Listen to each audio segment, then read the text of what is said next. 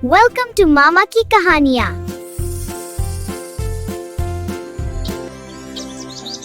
एक लंबे समय पहले एक गांव में चंद्रैया और शकुंतला नामक पति पत्नी रहते थे। वो दोनों लालची स्वभाव के थे। चंद्रैया बहुत सारे भैंसों को पालते उनका दूध उस गांव वासियों को बेचता था। उस सारे गांव में सिर्फ चंद्रैया दूध बेचता था और वो दूध में बहुत सारा पानी मिलाकर बेचता था। इतना ही नहीं, वो कम से कम उन भैंसों के बच्चों को भी पीने के लिए दूध नहीं बचाता था। एक दिन जब चंद्रैया दूध लेके गांव को बेचने जाता है, चंद्रैया, तुम्हारे दूध में दिन प्रतिदिन पानी की मात्रा ज्यादा हो रहा है। तुम्हारे पास इतने भैंस होने के बावजूद तुम पानी क्यों मिला रहे हो? अगर तुम्हें पसंद है तो मुझसे दूध लो, वरना नहीं। मैं यही दूध किसी और को भी दे सकता हूँ। ऐसे गुस्से से बात करके वहाँ से चला जाता है। उस सारे गांव में सिर्फ चंद्रैया ही दूध बेचने के कारण वो जैसे भी दूध दे, सभी चुपचाप उसी से लेते थे। जहाँ वो भैंसों को रखता था, उसके बगल में एक बड़े पेड़ पर एक भूत रहती थी। हमेशा की तरह चंद्रैया सारे भैंसों के पास जाकर उनसे दूध निचोड़ के पानी मिला के सबको बेचने जाता है। हर रोज ये लालच के कारण इतना दूध निचोड़ता है कि हमारे खुद के बच्चों को पिलाने के लिए कुछ नहीं है। इतना ही नहीं, हम हर रोज देखते हैं कि वो दूध में पानी मिलाता है। हम बचपन से उसी के पास बड़े हुए हैं, इसलिए हम कुछ नहीं कर पा रहे हैं, लेकिन हमें उसे एक सबक सिखाना ही होगा। ऐसे आपस में बात करते रहते हैं। जब वहाँ की भूत उनकी बातें सुनकर सोचती है, हर रोज इन भैंसों की दुखी बातें मैं नहीं सुन पा रही हूँ, और इतना ही नहीं, इस आदमी के दूध में पानी मिलाने के कारण गांव वाले भी दुखी हो रहे हैं। इन भैंसों की सहायता से ही इस आदमी को सुधारना होगा। ऐसे सोचकर वो भूत उन भैंसों के पास आती है। तब, मैंने तुम सब की बातें सुनी है। अगर तुम लोग मेरी बात सुनोगे तो तुम्हारे मालिक को सुधार सकते हैं। कौन हो तुम? तुम हमारी बातें सुन सकती हो? मैं एक भूत हूँ, इसी पेड़ पे रहती हूँ। मैं हर रोज तुम्हारी बातें सुनते रहती हूँ। हम तुम्हारी बात सुनेंगे, मगर वादा करो कि तुम हमारे मालिक को कुछ नहीं करोगी, सिर्फ उन्हें एक सबक सिखाओ, बस। ठीक है, तुम्हारे मर्जी के अनुसार उन्हें कुछ नहीं करूंगी। ऐसे कह के हमेशा की तरह चंद्रैया उनसे दूध निचोड़ने जाता है। जब वो निचोड़ने लगता है, तब वो भैंस उसे जोर से लात मारती है। बाप रे शकुंतला, मेरा पीठ टूट गया। ऐसे जोर से चिल्लाने पर शकुंतला अपने पति के पास आती है। अरे रे, क्या हुआ? आप गिर कैसे गए? उस भैंस को आज कुछ हुआ है। जब मैं दूध निचोड़ने गया तो उसने मुझे जोर से लात मारा। आप रुकिए, मैं भी जरा देखूं कि ये भैंस दूध कैसे नहीं देगी।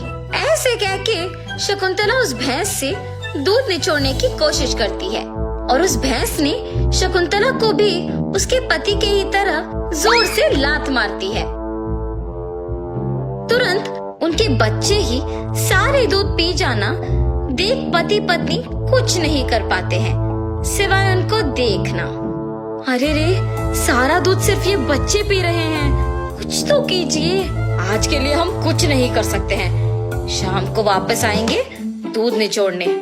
ये फैसला करके वहाँ से चले जाते हैं। शाम को जब दोनों वापस दूध निचोड़ने जाते हैं, तो सुबह की ही तरह वो भैंस उन दोनों को लात मारती है। ये देख पति पत्नी दोनों डर के मारे घर चले जाते हैं। ऐसे कुछ दिनों तक भैंस उन्हें दूध निचोड़ने नहीं देती है और सारा दूध सिर्फ अपने बच्चों को पिलाती है। सुनिए, कम से कम हमारे उपयोग के लिए तो दूध निचोड़ के आइए ना। बाप रे, हम अगर इस गांव में भी दूध नहीं दे पा रहे हैं तो भी ठीक है, मैं तो उस भैंसों के पास नहीं जाऊंगा।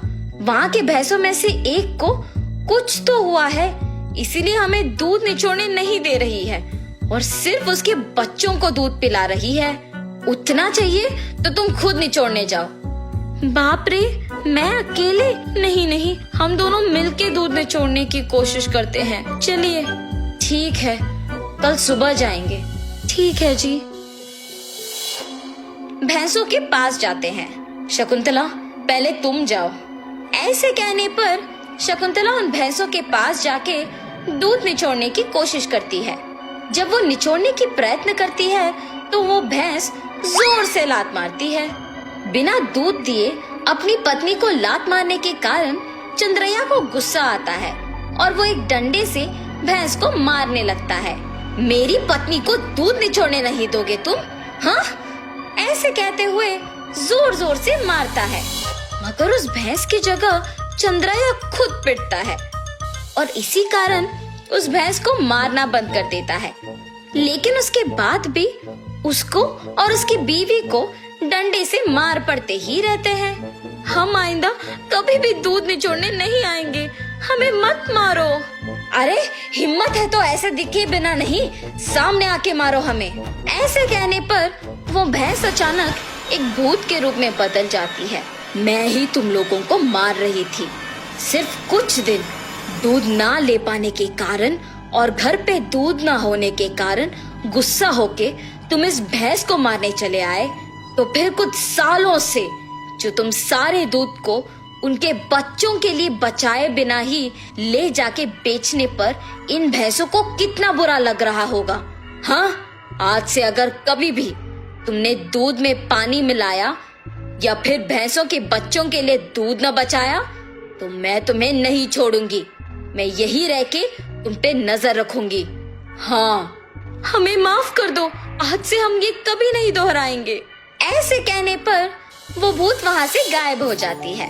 तब से उस भूत के डर से चंद्रैया और शकुंतला भैंसों के बच्चों के लिए कुछ दूध को बचा के बाकी को निचोड़ के उसमें पानी मिलाना बंद करके बेचते हैं। भैंस भी उनके मालिक के सुधारने के पीछे उस भूत के ही हाथ रहने का सच जान के बहुत खुश होते हैं। गांव वाले सारे चंद्रैया को अच्छा गुणवत्ता वाले दूध देते हुए देख खुश होते हैं कि उसमें बदलाव भी आया है।